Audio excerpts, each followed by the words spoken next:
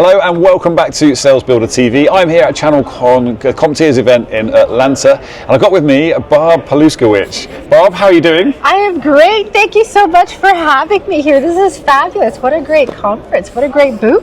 Lovely. You like it? I'm glad to hear. I do.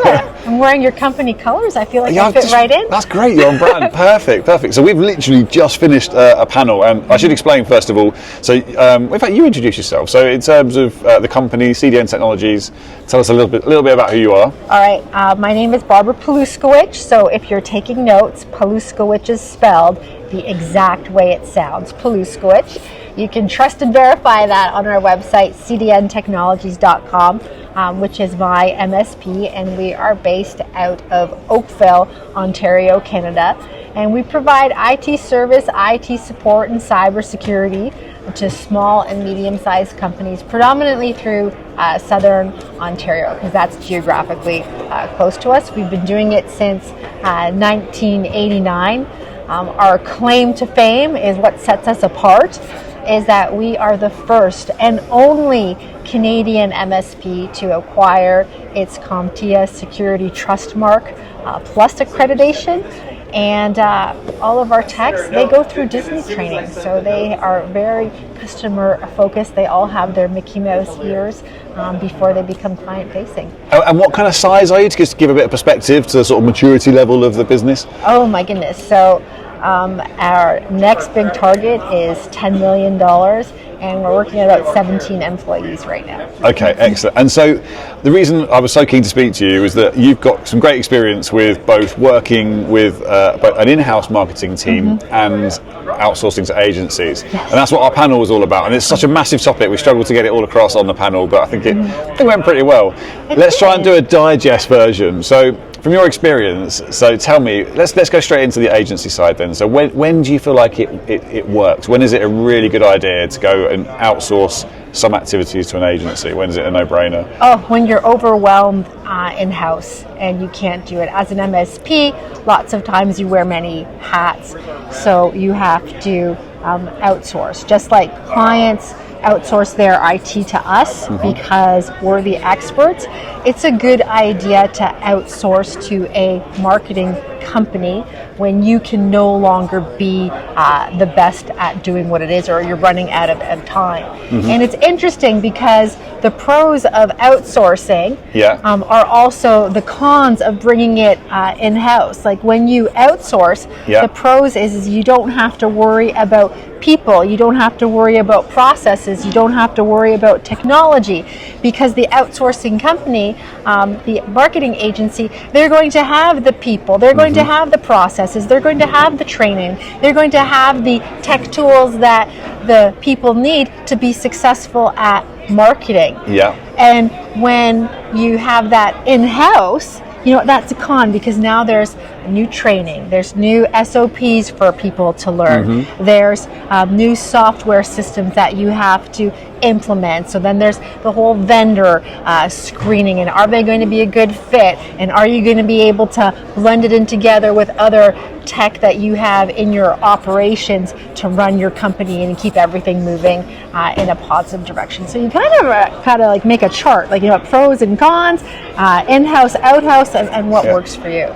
So tell me then, in terms of when it doesn't work with an agency, so what are the things to be mindful of, and when are there times when you just think, oh, actually, you know what, this makes total sense to have this closer to us within the business? When the phone stops ringing, when no one begins when it's just not performing. When it's not performing. So you have to measure. Just like you would train an employee, you don't just set them loose to run rampant. So when you bring on a new vendor, when you bring on an agency, it's a good idea to trust and verify, listen to the calls that they're making, follow the processes, look at the language that they're using when they're communicating to your customers, because they need to be trained in that. They don't have that vibe of being in-house. They're not picking up what you're putting down on a daily basis. So that's a real drawback, isn't it? I suppose they don't have that access to that real frontline information, as it were. Yes. So as an MSP, you have to make sure that you have a good process, a good branding, so that they follow it so that they know how to always be a good representation of you. And when they don't do that, and there's no gel happening between them and your future potential customers, and you have to take a look back and say, why isn't that happening? Like, what's going on here? Like, when I was doing this in-house, I was getting this many marketing qualified leads and this many sales qualified leads, and this number dropped. So what happened? Like, what are they saying? What are they doing? How are they representing me? So then you have to be able to verify all of that, do an assessment of their performance, kind of like an evaluation. How do you do that? What kind of things do you look for? Is there anything particular? I think like the latest one you've done, maybe. Oh, okay. I listen to their phone calls. Okay. I listen to their phone calls, and you know what?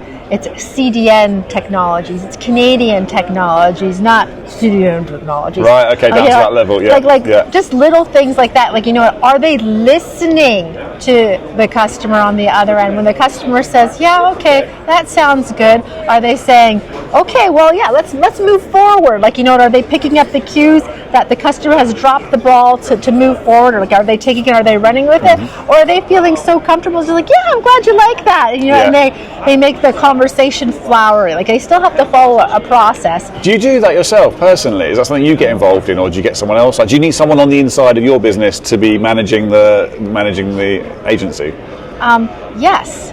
I never recommend abdicating, full carte blanche to a vendor to take it and to move forward, because if they're a vendor, that means that they have other clients, so you want to make sure that they're giving your account a lot of love and not giving someone else. But you personally would do that, would you? Or would it? Because obviously, I don't know whether there's a cost associated with that too. In the beginning, I did. Right. In the beginning, I did. And then as we grew, it's like, okay, this is something that I need to delegate out for someone else to do. So now I develop the process and what is it that they have to look for when they're verifying everything. Because if the numbers are dropped, like, this is the signal. Like, how do we know that we need to take a look at this?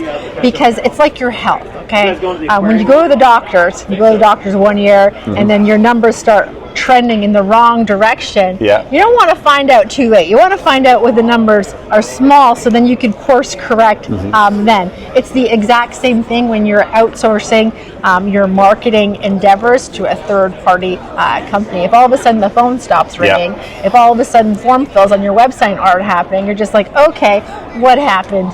What happened here? So you're keeping a really close eye on things all the time, which is really good. How long do you give it before you decide, okay, well, everything seems okay, nothing's really wrong, but am I happy with it? How long is a fair amount of time to judge, is this working? Oh, that's always a tough one, because sometimes you get great results at the very beginning and you're like, rah, rah, rah, and you're so happy, and then you tend to let it slide.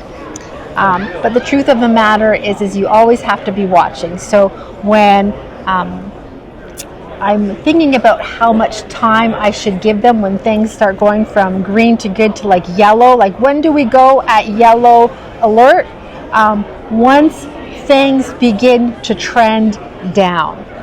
Because when things are trending up, it's wonderful. So let's just say I'm outsourcing my marketing and I'm getting, 2 sales qualified leads for my people like every week. That's great. Like straight away? Does that you expect that straight away, or do you give a ramp up time? Or? No, I give them a ramp up time. Okay, so I guess that's a better.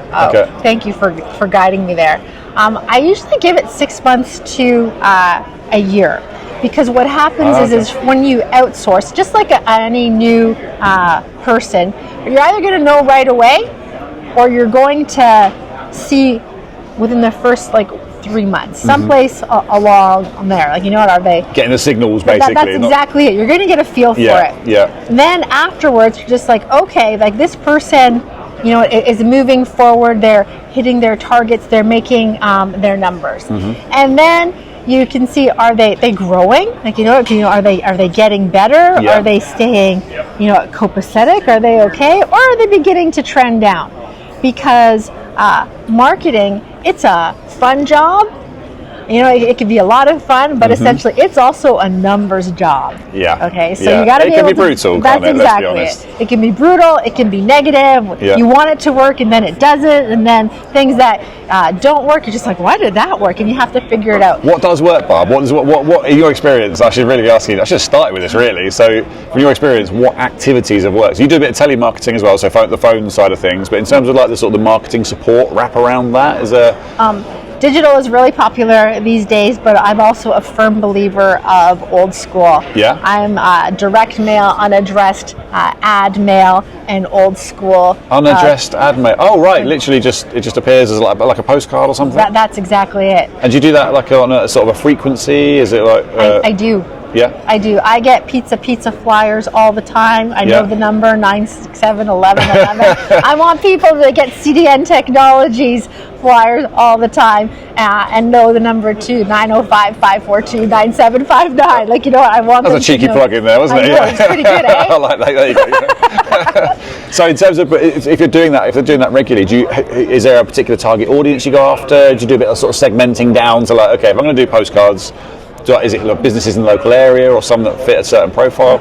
Yes, to all of the above. When I do postcards, it's usually in the geographical area because people always like to shop local, buy local, you live local, you're in the community, so that's easy. But sometimes when you're in an office building, they don't know who you are, so you want to be able to establish a presence. So that's what I like postcards for. With a phone follow-up, is that like if you? Well, with postcards, it's unaddressed ad mail because everybody gets it. But when they call, there's technology that comes into play. You see their phone number. There's a script to follow, questions to ask to know how it was that they got the information to call. So you've got a process in place for that. There's a process in place. It's an important part of that. Absolutely, because there's that part that comes in because you don't know who's listening and you want everybody to listen. Yes. The same thing with your digital strategy, okay? Once that part, you go broad, see what you hit so that you can go narrow. Yes. So that's where the direct mail comes into place. Once they've inquired who we are, what we do, can we help them? And we've had that discovery call. What happens next? Are we moving forward to the next steps of the sales process? Or if we haven't, why didn't we? Are they not qualified or are they not ready? Okay. Or are they not a fit? And this is all in CRM, is it, or something? Or is it that's exactly it.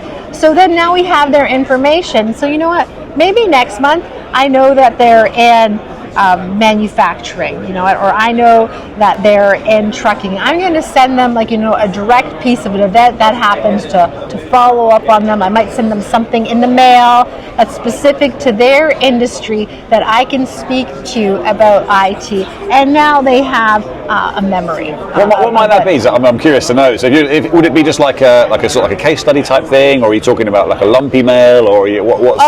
A lumpy mail. The first thing that I do is I always send them my book, IT Scams, How to Avoid Being Ripped Off by Your Computer Guy and IT Services. Excellent, yeah. If down the road I'll invite them to an event, when they come to the event, I just recently co-authored a book with Chris Voss about empathetic leadership. I give them a book to thank them for coming. And when I give them this information, I always invite and encourage them to ask me for more information that they would need help on. Don't be shy. Just ask away. All of our conversations, they're confidential. I'm not going to report you to anybody or laugh or anything like that. So I always encourage that. I'm a safe space to come and talk to you about your IT, because lots of times people don't know there's a problem until there's a problem. Yeah. And that credibility's there, especially with if you could send books and things. I think that's brilliant, because it's a real educational thought leadership step, isn't it? Yes, and for lumpy mailers, it's anything. It's like a pen. It's a mouse pad. There are all kinds of But you narrowed it down though to the segment. Basically. Any type of tchotchke that makes that piece of paper lumpy works, as far as I'm concerned. I love hearing this. It's great to hear that those old school methods still work. I mean, you hear it a lot, but actually people making it, actually seeing results from it is fantastic. Yes. Are there times when you just have the team internally, or you've thought, actually, I've got this is singing brilliantly, I've just got one or more people in a marketing role in the business, and that's enough, so you don't need to outsource? Because you said you've gone from outsource to internal and back again. When did you come back in, and why? I outsourced because I was running out of time to do follow-up calls, because we've been in business since 1989. I've been at the helm of CDN Technologies for over 20 years, so my list of people that have inquired, that I have attempted to get as customers, it's grown. Eventually, they do come aboard, but sometimes it takes a while. Yep. So that list begins to grow. Following up with phone calls, hey, I'm calling to see if you got the letter that I sent you. Following up to see how you're doing. Do you need any more information? Is there anything that I can help you with? There's only so many hours in a day. Yeah. And in addition to that, telemarketing, it can be a negative job. Like, you're going to deal with, you don't know what you're going to get at the other end. You're going to get a lot of no's before you get that one yes. Because what's the stats on that? 1% of calls. So that means you got to listen to 99 no's before you get the one that works. Yeah, there's all different approaches, but you need a thick skin, bottom line. So, and that affects your mood. So essentially, it's okay, I need to hand this over to a professional, someone that, it's a water off a duck's back, that they can they can dial all day, and it's okay for them to do. So then I outsource. So you don't have to manage that sort of an internal relationship where it's sometimes a bit difficult. In place. I hear what you're saying. I still had to manage the relationship, because even though the relationship is different, I wanted to make sure that their communication style was proper. I wanted to make sure that they were reflecting my brand well. I wanted to make sure that they understand what was happening in my community. And if they're living at 50 kilometers away, because it's a remote job, they're not going to understand. There was this big, huge traffic accident that just took out electricity and hydro lines, so that section of the city is completely black. They're not going to that sort of detail is So when I outsourced, I still had to communicate everything, still had to help them make sure that they met their numbers, and still to make sure that they were doing the job that I was paying them to do. Are you making the dials a day? How many dials did you do? Are you actually leaving voicemails, or are you just dialing and hanging up because no one answers? So you have to make sure that you're not getting cheated. Yeah. So essentially, what happened was the telemarketer was doing great. But telemarketing positions are short-lived positions, and lots of times you'll get a good one, and then all of a sudden, they get a job someplace else. So now, when you outsource, it's great, because a company has, the calls keep going, they still keep rolling in, but maybe that person wasn't as good as the last one. Yeah. Okay, so now you're still, your costs are fixed, you're still paying the same amount of money, but you're not getting the results. So how long do you let that slide? You can train them up, but if they're not picking up what you're putting down, then essentially you're going to have to decide when you're going to pull the plug. Comes a point. Yes, because 3 times 0 is 0. 5 times 0 is 0. How long are you going to keep them on the payroll and have them be non-revenue producing? You have to be smart about it. So essentially, once that happened, and I was just okay, I think, I understand the processes. I had enough coaching calls to get them there. I know what works. I know what doesn't work. I kept notes along the way. I documented. I'm going to see if I can bring this in-house. My best telemarketer was my 12-year-old son during COVID, because I gave him the script, and I was just follow this, and if you book a call, you get $50. Wow. And he was just he'd be talking, and he would say the script, and then the people on the other end would start talking back. And he'd put it on mute, and he's just Mom, I have no idea what they're talking about. None whatsoever. I was but they want a demo. They want to book a meeting. And I was just just follow the script. And he goes, but. I was but nothing. Follow the script. And he was just okay. And you know what? And he'd go, and he would read his next line. And then sure enough, he's I don't think they knew who they were talking to, but you have an appointment tomorrow at 1 o'clock. And I'd be just okay. And I had a stack of $50 Canadian bills, and I was everyone you book for me and they show, I'll give you one of these. Boing! It's funny you should say that. Only last week, there's somebody I follow on LinkedIn, and they did this with it. I think it was like a 7-year-old son, and because he just sounded so adorable on the phone, everyone was so fascinated. They had that curiosity. Whether it's legal or not, I don't know. I'm not sure that's really our advice to condone, but still. Thank you. It works.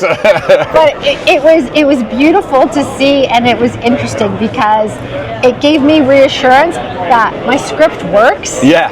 And as long Just the as right you can, person. as long as you can follow it, Yeah. like, you know what, it's going to work. So you know what, the numbers went up, everything was great. He went back to school, and I was just like, okay, alrighty then. So I kept it in-house for a while, and then I was like, okay, what if I had 2 telemarketers? I need 2 children. Okay. So then it was a whole, okay, you know what, I'll try to bring another one in, but that was too hard. And then I was like, okay, well, what if I outsource it? So there was always, like, you know what, I'm always bouncing back. Right now, I have 2, and I brought it in-house. Oh, right. That's where you're at now. Okay. Yes, so Interesting. we're at in-house. Yeah. And I'm thankful for the people that I contracted out to, because it was their expertise and learning from them that helped me cultivate how to do it in-house and how to ensure that it's going to work. I love that. I love the process that you've been through to get there. And obviously, it's been a long journey, but really, it sounds like you're pretty close to getting it perfect. It is. Well, thank you so much for joining me. I really appreciate it. Thank you, James, for having me. This has been great. What a great conference. So much success at your booth. Like, there's people lining up to come see us. It's lovely. Yeah, that's it. loads of demand. I'd love to talk to you again sometime. Maybe we can get you on the podcast or something. We could dive in a bit more detail. There's so many different directions we could talk about. But yeah, lovely to see you today. And thank you again. Lovely to see you too. Thank you for having me. Thank you, everybody. Cheers. Cheers.